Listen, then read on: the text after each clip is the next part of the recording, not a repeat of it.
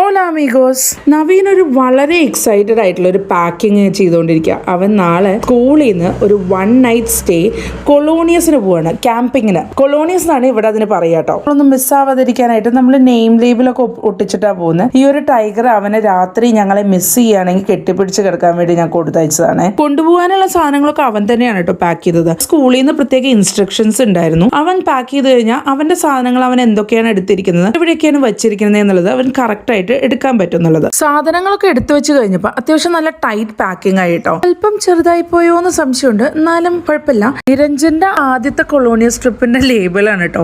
അവന് വേണ്ടി ഞാൻ അന്ന് വാങ്ങിയൊരു പെട്ടിയാണിത്. എന്തായാലും അതിനൊരു കേടുമില്ല. അപ്പൊ പിന്നെ പാരമ്പര്യമായിട്ട് നമ്മൾ ഇങ്ങനെ കൈമാറി വരുന്നതിന്റെ അനുസരിച്ച് നവീനത് കിട്ടി. നെക്സ്റ്റ് ഡേ അവൻ എന്താ റെഡിയായി പെട്ടിയൊക്കെ വലിച്ചോണ്ട് പോവുകയാണ്. എന്റെ ഫസ്റ്റ് കൊളോണിയസ് ട്രിപ്പ് അല്ല കേട്ടോ, 3ാമത്തെ തവണയാണ് അവന് പോകുന്നത്. 3 വയസ്സ് തൊട്ടാണ് ഇവിടെ കൊളോണിയസ് സ്റ്റാർട്ട് ചെയ്യുന്നത്. ഇപ്പൊ നവീന് 5 വയസ്സ് കഴിയാറായി. 3 വയസ്സ് പ്രായമുള്ള ഒരു കുട്ടി ഇതുപോലെ ക്യാമ്പിങ്ങിന് പോകുന്നതൊക്കെ നമുക്ക് നാട്ടിലൊക്കെ എപ്പോഴും ചിന്തിക്കാൻ പറ്റുമെന്ന് എനിക്കറിയില്ല കേട്ടോ. കാത്തലോണിയ റീജിയനിലൊക്കെ ഇതൊരു എഡ്യൂക്കേഷണൽ ട്രഡീഷൻ ആണ്. സ്കൂൾ ക്യാമ്പസിനകത്തുള്ള എഡ്യൂക്കേഷന് പുറമെ ഇവർ ഒരുപാട് 1 ഡേ ട്രിപ്പുകൾ പോകാറുണ്ട് കേട്ടോ. ഈ ഒരു കൊളോണിയസിന്റെ ഏറ്റവും വലിയൊരു ഉദ്ദേശം എന്ന് പറയുന്നത് കുട്ടികളെ കൂടുതലും ഇൻഡിപെൻഡന്റ് ആയിട്ട് കാര്യങ്ങൾ ചെയ്യാൻ പഠിപ്പിക്കുക. ഇവിടെ മെയിൻ ഫോക്കസ് എന്ന് പറയുന്നത് ഇമോഷണൽ ഗ്രോത്ത്, നേച്ചർ ആയിട്ടുള്ള എക്സ്പീരിയൻസ്, അതുപോലെ തന്നെ പല വീടുകളിൽ നിന്നും വരുന്ന കുട്ടികളാണ്. അവരെല്ലാവരും കൂടി ഒരുമിച്ച് കോപ്പറേറ്റീവായിട്ട് ഒരു റൂമിൽ എങ്ങനെ താമസിക്കും, ഇതൊക്കെ ചെറിയ ചെറിയ പ്രായത്തിൽ തന്നെ ഇവർ ഡെവലപ്പ് ചെയ്തെടുക്കുന്നു എന്നുള്ളതാണ് ഇതിന്റെ ഏറ്റവും വലിയൊരു ഹൈലൈറ്റ്. ബസ്സിൽ കയറുന്നതിന് മുമ്പുള്ള ഒരു ടാറ്റ ബൈ ബൈ പറച്ചിൽ കഴിഞ്ഞ് കഴിഞ്ഞാൽ പിന്നെ എനിക്ക് അവനായിട്ടുള്ള കോണ്ടാക്ട് എന്ന് പറയുന്നത് പിറ്റേ ദിവസം അവൻ തിരിച്ചെത്തിയതിന് ശേഷമാണ്. യാത്ര കഴിഞ്ഞ് തിരിച്ചു വരുമ്പോഴേക്കും അവരൊക്കെ ഒരുപാട് കഥകളും